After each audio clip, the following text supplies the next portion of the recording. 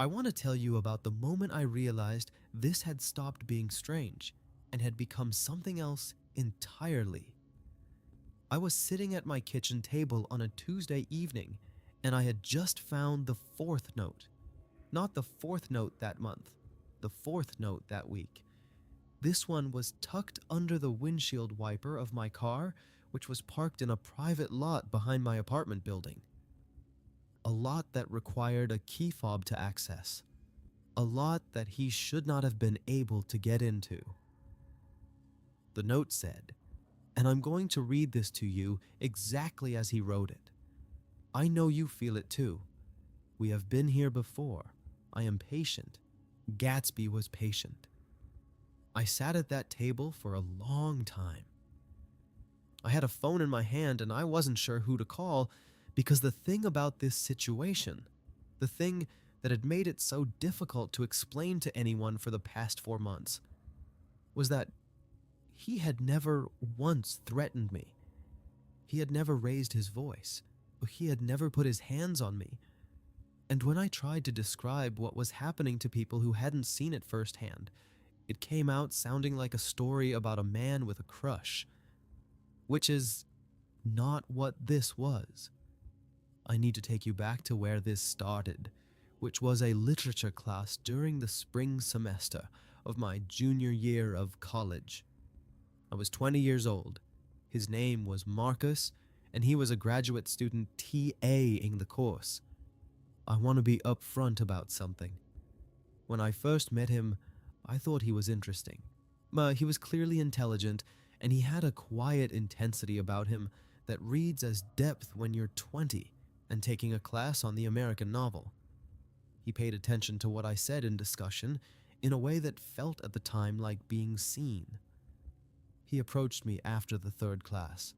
He said he'd noticed the way I talked about Fitzgerald, and that I seemed to understand Daisy in a way most students didn't. He said he'd love to hear more of my thoughts over coffee. I said sure.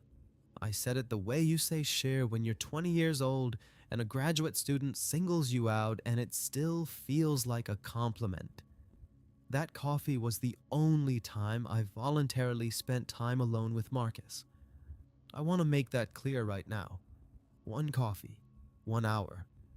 I told him about my interpretation of the novel and he listened and he talked, and it was fine. Slightly intense, slightly one-sided, but fine. I left. I didn't think about it again for 2 weeks.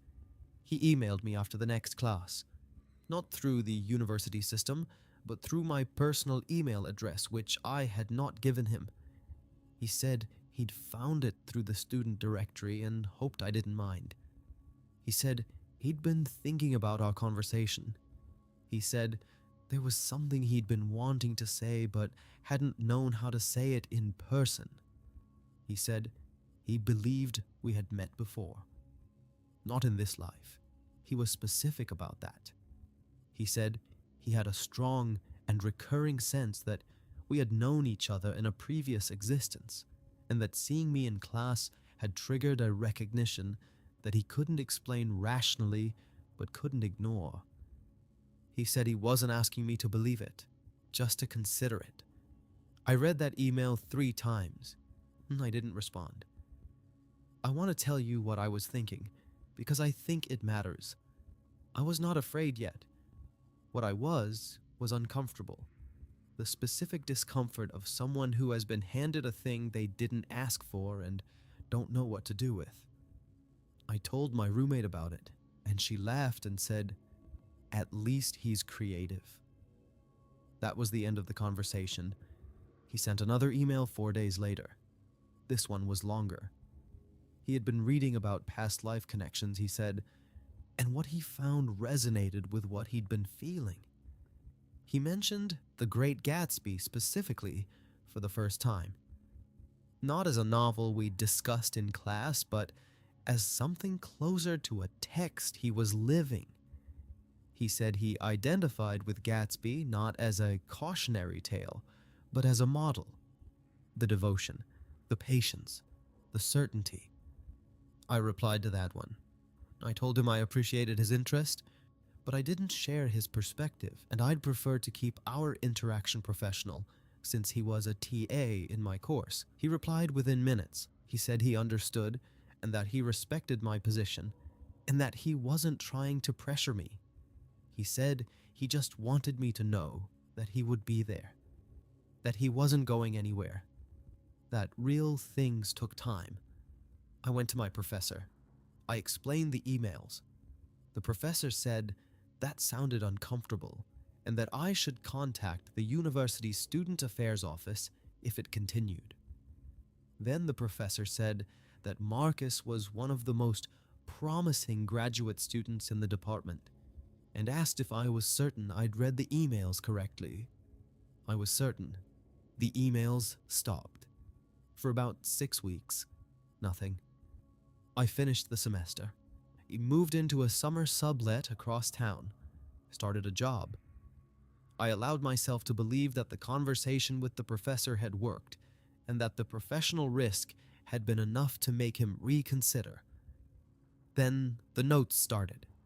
The first one was on the door of my summer sublet, handwritten on plain white paper, folded once. It said he'd found out I'd moved and that he hoped I was well, that he was still thinking about our conversation. It was not threatening. It was not even aggressive. It was the kind of note that standing alone might have been from a well-meaning acquaintance, but it wasn't standing alone. It was attached to 4 months of emails about past lives and Fitzgerald, and it was on the door of an apartment whose address I had not given him. I called the non-emergency police line. I explained the situation, and the officer I spoke to asked if he had threatened me.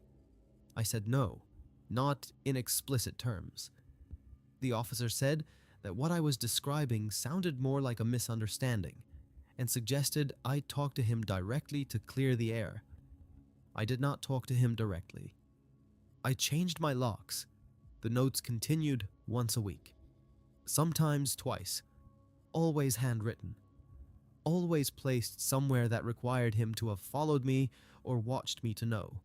My car, which moved locations, the mailbox of my new apartment, which I had moved to in August and not publicly listed, the bench outside the coffee shop I went to on Sunday mornings, a habit I'd had for years, but one I had never mentioned to him. Not once. He was watching me. He had been watching me long enough to map my patterns, and the notes never threatened. And that was the thing that made it so hard to explain to people. They were about longing, about patience, about being certain of something others couldn't see yet, about Gatsby. Always, eventually, about Gatsby. He had fully collapsed the distance between himself and the character. He was not a man who identified with a fictional obsessive.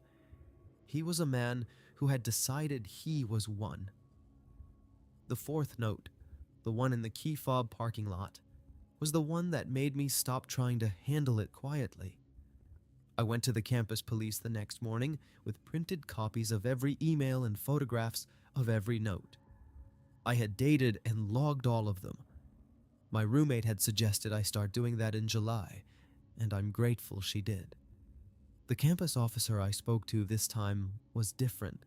She looked at everything I laid out, and she didn't ask if he'd threatened me. And she asked how long this had been going on. 4 months, I said. She said that was a long time to carry this alone. Marcus was removed from his TA position and issued a no-contact order. I was told later by someone in the department that he had been surprised by this. Genuinely, seemingly sincerely surprised. As if the outcome had not matched the story he was telling himself about what was happening between us. I think about that sometimes. The surprise on his face. The gap between what he believed was occurring and what was actually occurring. How fully he had inhabited a narrative in which his behavior was devotion rather than surveillance, in which patience was a virtue rather than a warning sign. He believed he was Gatsby.